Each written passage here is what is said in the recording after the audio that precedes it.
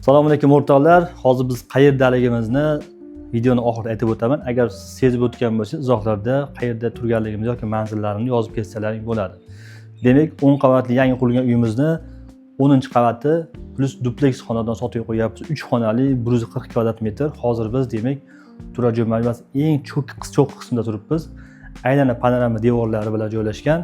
Bu yer yotoqxona. Yotoqxonada demak har bitta remontlari, detallari sifatli va o'zlari yashash uchun qilingan turar joy majmuasini taklif qilamiz. Albatta nozik taklif xaridorlarimiz uchun.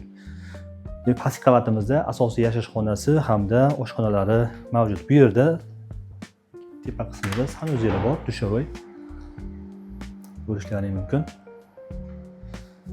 Pastga tushib, past tanishtirib o'tamiz. Hozir biz ko'rgan xonamiz 11-qavatdagi spa yotoqxona edi. Bu demak pastki qavatdagi asosiy kirish eshiklari. Bu yerdan kirishimiz va chap tomonda birinchi sanuzellari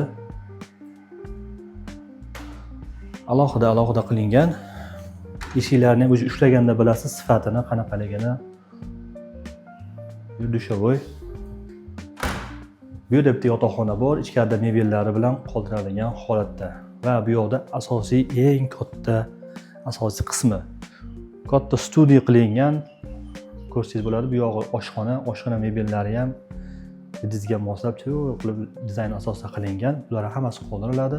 Bu yog'i aylanasiga yana shaharni bemalol tomosha qilib, mehmonlarni kuzatsangiz ham bo'ladi va ovqatlanib dam olishingiz ham mumkin. Bu yerda demak dam olib o'tiradigan qismi.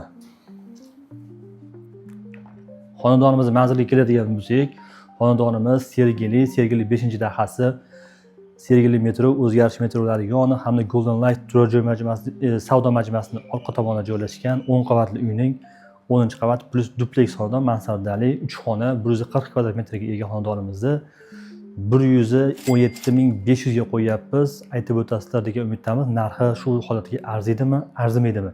Agar video yoqqan bo'lsa like bosing va xonadon qiziq bo'ladigan bo'lsa, sizga to'g'ri keladigan bo'lsa, quyidagi raqamlarimizga bog'lansalaring, mutaxassislarimiz savollariga javob bergan holatda xohlasalar yana kelib, ko'rib, tanishib, mulk egalarini o'zlari bilan savdolashib, sotib olishlaring mumkin.